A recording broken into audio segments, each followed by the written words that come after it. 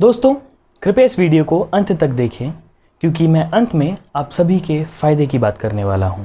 बहुत ही अच्छी स्कीम है, कृपया इस वीडियो को आखिरी तक देखें। आखिरी तक देखिएगा, स्किप मत करिएगा। धन्यवाद।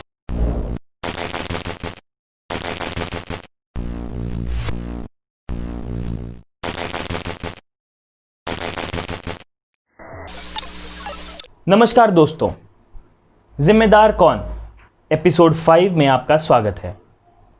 आज हम बात करेंगे 3 चीज़ों के बारे में: petrol price hike, diesel price hike और इनके बढ़े हुए दामों का मुनाफा कितना और नुकसान कितना। तो बेसिकली हमारे टॉपिक एक ही हैं, लेकिन उसके सब टॉपिक्स 3 हैं। तो आइए सबसे पहले पेट्रोल के बढ़े हुए कीमतों पे नज़र डालते हैं कि उनके बढ़े हुए कीमतों में कितनी आग लगी है। इकोनॉमिक टाइम्स का ये डेटा जो अभी मैं आपको दिखा रहा हूँ 29 जून शाम 4 बजे का है। आगरा, अहमदाबाद, इलाहाबाद, औरंगाबाद, बेंगलोर, भोपाल, भुवनेश्वर, चंडीगढ़, चेन्नई, कोयंबटूर, देहरादून, दिल्ली, इरोड, गुड़गांव, गुवाहाटी, हैदराबाद, इंदौर, जयपुर, जम्मू, जमशेदपुर, कानपुर, कोल्हापुर, कोलकाता, लखनऊ, लुधियाना, मदुरई, मैंगलोर, मुंबई, मैसूर, नागपुर, नासिक, पटना, पुणे, रायपुर, राजकोट, रांची, सालेम, श्रीनगर, फरीदाबाद, गाजियाबाद और नोएडा। ये था 41 नगरों का डेटा। पिछले 2-3 हफ्तों से इन नगरों में पेट्रोल के दामों में बढ़ोतरी हुई है। इन सारी सिटीज़ में सबसे महंगा पेट्रोल नागपुर में मिल रहा है। इसी तरह दोस्तों, कौन कौन से स्टेट्स हैं जिनके पेट्रोल प्राइस में बढ़ोतरी हुई है? सबसे पहले असम, बिहार, छत्तीसगढ़, गुजरात, हरियाणा, हिमाचल प्रदेश, जम्मू कश्मीर, झारखंड, कर्नाटक, केरला, मध्य प्रदेश, महाराष्ट्र, ओडिशा, पंजाब, राजस्थान, तमिलनाडु, तेलंगाना, उत्तर प्रदेश, उत्तराखंड, वेस्ट बंगाल, एनटीसी ऑफ दिल्ली। इन सभी स्टेट्स में पेट्रोल के दाम में बढ़ोतरी हुई है, लेकिन एक स्टेट है जिसके दामों में कमी आई है और वो है आंध्र प्रदेश। आंध्र प्रदेश में 9 रुपये 74 पैसे में पेट्रोल कम हुआ है, यानी कि अभी वहाँ की पेट्रोल की कीमत है 76 रुपये 24 पैसे। मैंने किसी को कहते सुना था कि अगर सरकार बदलती है तो पेट्रोल का दाम 24 से 25 रुपये हो जाएगा। हालांकि ना मुझे तब भरोसा था, ना मुझे अब भरोसा है, लेकिन अगर सरकार बदलने से 24 या 25 ही होना था, अगर वो भी नहीं हुआ तो कम से कम 50 या 55 ही हो जाता। खैर, हमारी सरकार से ये भी नहीं हुआ। जनता ने उम्मीदें कुछ ज़्यादा लगा लीं और अब भारत के इतिहास में पहली बार ऐसा हुआ है कि पेट्रोल और डीजल के दाम बराबर हो गए हैं। दोस्तों, अब मैं एक और डेटा आपको दिखाना चाहूँगा। ये डेटा भी इकोनॉमिक टाइम्स की वेबसाइट से लिया गया है। ये डेटा है डीजल प्राइस का। यहाँ पे भी दोस्तों 2 से 3 हफ्तों के बीच में काफ़ी ज़्यादा मात्रा में बढ़ोतरी हुई है। आगरा, अहमदाबाद, इलाहाबाद, औरंगाबाद, भोपाल, बेंगलोर, भुवनेश्वर, चंडीगढ़, चेन्नई, कोयंबटूर, देहरादून, दिल्ली, इरोड, गुड़गांव, गुवाहाटी, हैदराबाद, इंदौर, जयपुर, जम्मू, जमशेदपुर, कानपुर, कोल्हापुर, कोलकाता, लखनऊ, लुधियाना, मदुरई, मैंगलोर, मुंबई, मैसूर, नागपुर, नासिक, पटना, पुणे, रायपुर, राजकोट, रांची, सालेम, श्रीनगर, फरीदाबाद, गाजियाबाद, नोएडा। इसमें आप साफ रूप से देख सकते हैं और जो दिल्ली से हैं वो जानते हैं कि पेट्रोल का रेट 80 रुपये 43 पैसे है और डीजल का रेट 80 रुपये 53 पैसे। अब हम इसे मास्टर स्ट्रोक समझें या सरकार की नाकामयाबी। इन बढ़ते दामों का जिम्मेदार कौन? ये एक चार्ट के माध्यम से मैं आप लोगों को दिखाना चाहता हूँ कि अंतर्राष्ट्रीय बाजार में कच्चे तेल की कीमत में भारी गिरावट आई है, लेकिन इसके बावजूद हमारी सरकार, हमारी अपनी सरकार हमसे कितना टैक्स वसूल रही है।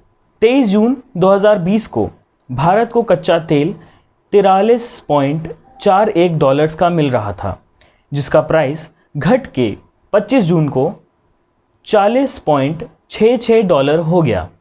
ये डेटा आपको oilprice.com की वेबसाइट पर मिल जाएगा। 29 जून 2020 तक इन बढ़े हुए पैसों का सरकार को 1,30,000 करोड़ का एडिशनल प्रॉफिट हुआ है, यानी कि जो नॉर्मल प्रॉफिट है उससे अलग, उससे हट के 1,30,000 का प्रॉफिट हुआ है। और ये बात सरकार के समर्थकों को अच्छी भी लगेगी, लेकिन क्या ये सच में मुनाफा है? सरकार के मंत्री रविशंकर प्रसाद जी ने प्रेस कॉन्फ्रेंस में एक बात कही थी। देखिए, हम जनता की परेशानी के साथ खड़े हैं और इसका हम समाधान निकालने की कोशिश कर रहे हैं और निकालेंगे भी, क्योंकि जैसा मित्र धर्मेंद्र जी ने पहले बताया था कि ये डीजल पेट्रोल की कीमत का बढ़ना हमारे हाथ से बाहर है, कि ये डीजल पेट्रोल की कीमत का बढ़ना हमारे हाथ से बाहर है। ये वीडियो सितंबर 2018 का है और रविशंकर जी से शायद उस वक्त मैं सहमत हो जाता, लेकिन आज मेरे सवालों का जवाब कौन देगा? इंटरनेशनली क्रूड ऑयल के दाम गिरने के बावजूद क्यों देश में पेट्रोल और डीजल के दाम बढ़ाए जा रहे हैं? अगर इस चीज़ का जिम्मेदार सरकार नहीं, जनता नहीं और ना ही प्रशासन है, तो है कौन? इतिहास में पहली बार इस देश को ऐसे प्रधानमंत्री मिले हैं जो कि प्रेस कॉन्फ्रेंस नहीं करते। अब आप उनको इसका मास्टर स्ट्रोक भी समझ सकते हैं या अनस्क्रिप्टेड सवालों का डर भी। हम चाहें तो आंख और कान बंद करके चुपचाप ये तमाशा देख सकते हैं, क्योंकि अगर हम निर्मला सीतारमण जी से पूछें कि भाई प्याज के दाम इतने हाई क्यों हैं, तो उनका जवाब होता है कि हमारे घर में कोई प्याज नहीं खाता। और अगर हम रविशंकर जी से पूछें कि पेट्रोल और डीजल के दाम इतने क्यों बढ़ रहे हैं, तो उनके हिसाब से सरकार के हाथ में कुछ है ही नहीं। क्या इसीलिए जनता ने इनको गद्दी पे बिठाया था? क्या इसीलिए जनता ने ये सरकार चुनी थी ताकि हमको हमारे सवालों के जवाब तक सीधी तरीके से ना मिलें? जाहिर सी बात है कि इस लॉकडाउन में हर कोई परेशान है और पैसे कमाने के बहुत ही कम संसाधन बचे हैं, और अगर डीजल का दाम बढ़ेगा तो जाहिर है कि जो खाने का सामान जैसे हरी सब्जियां, दाल, राशन वगैरह, इनके भी दाम बढ़ेंगे, क्योंकि ये सब चीज़ें ट्रकों से स्टेट टू स्टेट ट्रांसफ़र होती हैं और इनको लाने ले जाने का भी खर्चा बढ़ जाएगा। साथ ही साथ पब्लिक ट्रांसपोर्ट का किराया भी बढ़ेगा और इससे जनता की ही परेशानियां बढ़ेंगी। साल का रिपोर्ट कार्ड के कुछ ही घंटों में उन्होंने देश में जिस प्रकार से पेट्रोल के दाम बढ़ा दिए, ये दिल्ली सरकार की शासन चलाने की नाकामयाबी का जीता जागता सबूत है। देश की जनता के अंदर भारी आक्रोश है और इसके कारण और भी चीजों पर बहुत बड़ा बोझ होने वाला है, सरकार पर भी बहुत बड़ा बोझ होने वाला है। मैं आशा करूंगा कि प्रधानमंत्री जी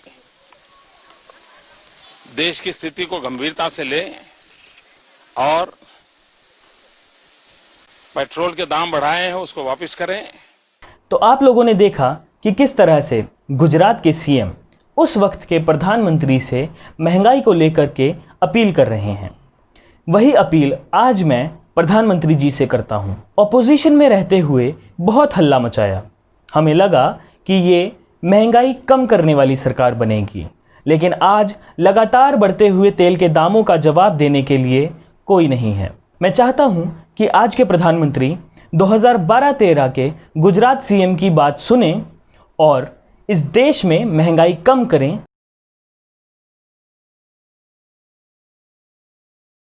With the intention to empower and strengthen our society during COVID-19 pandemic, Istruzion EduTech Services Private Limited are giving away Maruti Suzuki Alto 800 LXI BS6 at the subsidized price of 1,50,000 only.